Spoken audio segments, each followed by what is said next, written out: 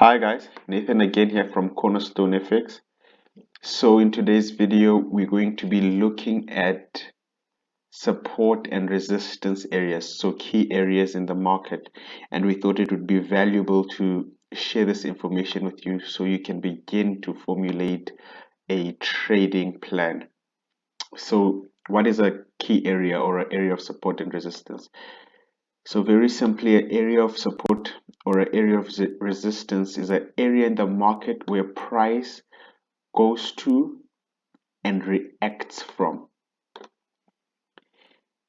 So in a ranging market, what you will find is you will find that price will go to a certain area, and then when it gets to that area, it will reject from that area, and then it'll go again, reject, go again, reject. And we call this area here an area of resistance. Oh, what just happened? We call this area over here an area of resistance because it is the highest point that price got to before rejecting. I just want to make this a little bit darker.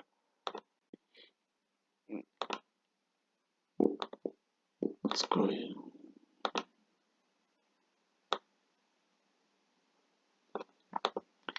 It's an area in the market, excuse me for that, where price got to and couldn't go beyond. So price was restricted within this area. Now, an area of support and resistance is not always a straight line, but like I keep saying, it is an area because truthfully, what you will see happen in the market is sometimes price will even pop its head above this area or in that area. It doesn't always go directly. It's not always a straight or a perfect reaction off of that line. All right. There is also an area below this where price could not go below, which is our area of support. Like the roof that you get, like the floor that you get beneath you. The floor beneath you stops you from going any lower, and that is what is carrying you. It is what is holding you. So it is our area of support, right? So how do we use this to advantage in our trading? Remember, when we are trading, we will always say, especially in a ranging market, we will always say before we enter a ranging market, we will wait for price to break either to the top or to the bottom, retest that area, and then we look for our continuation. So very simply, after this area of resistance has been broken, it turns from our area of resistance to our new area of support. I hope that is clear. Because at one stage, this area was an area where price could not break above, but it eventually broke above. Now price is trading above this previous area of resistance. When price comes back to that area, we now call it an area of support, provided that price cannot then at that point break below it. So our old area of resistance becomes our new area of support.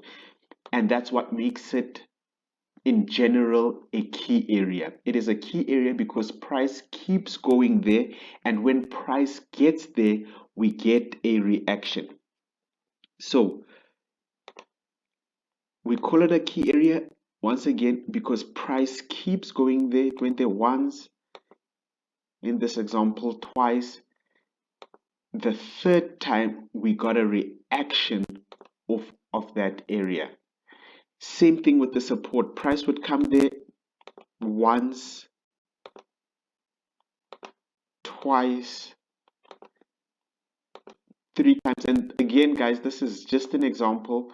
Sometimes this will happen a lot less or a lot often, but essentially it is still our area of support or resistance. Okay, so very simple. Once price breaks out, price then gets to a new area. As soon as we get a reaction from that area, this is our new area, we call it our new area of, we call it our new area of resistance, simply because price got to this point, and when it got to this point, price resisted. It got to there and it rejected or reacted from that point. Price could not break above or go higher than this point, and it went down. So this is now our new area of resistance.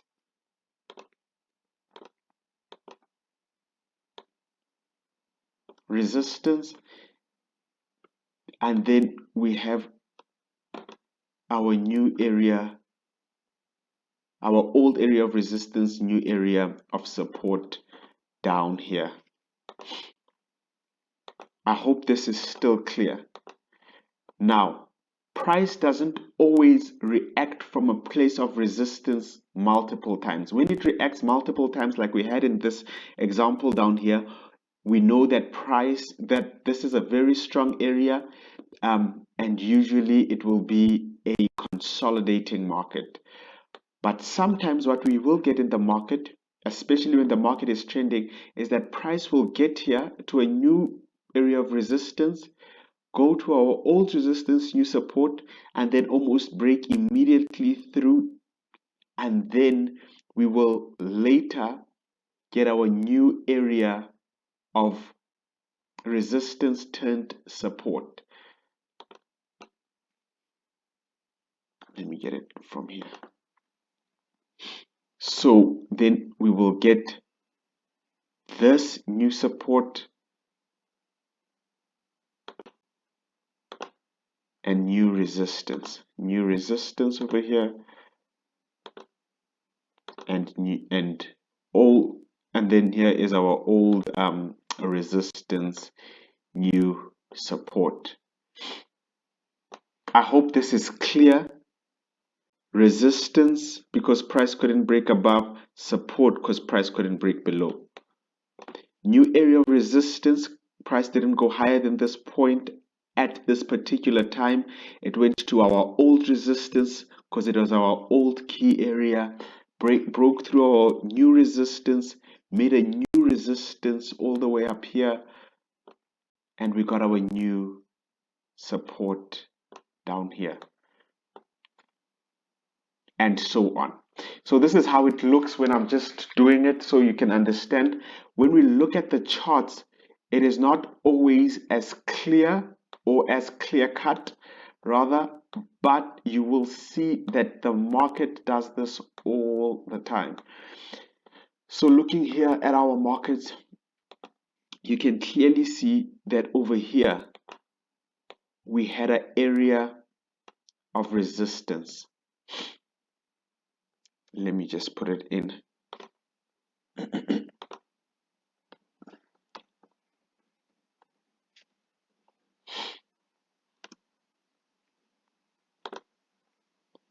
We had our area of resistance over here because price came there multiple times and it reacted from this point.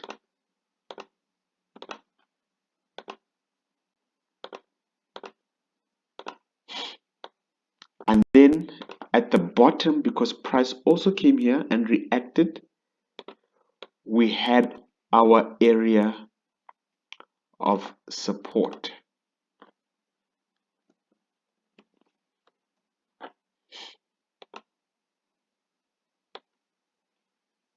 This is our area of support. We had two reactions. Like I said, it doesn't always happen once or twice, 3 times. We just react from what we see from the markets. Okay, and then looking over to the right here, you can see another key area. This is both an area of support and resistance. This here is resistance, and this over here turned support. So we have an area where price was at one stage a resistance. It broke through that resistance, made a new resistance area. Price came down, went back to that area of resistance. There's a small area of support over here. Let me actually put that in for clarity's sake. You can see that price reacted.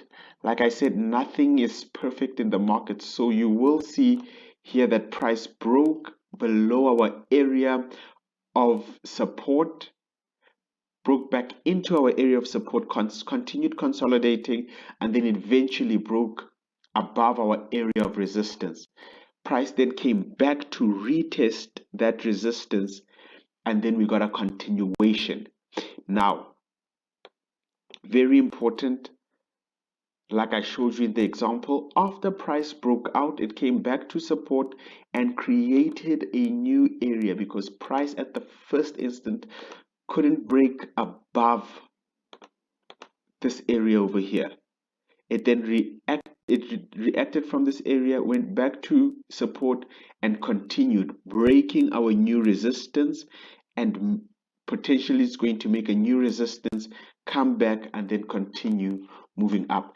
So let's just, for again purpose of clarity, I'd love to find my recording tool over here.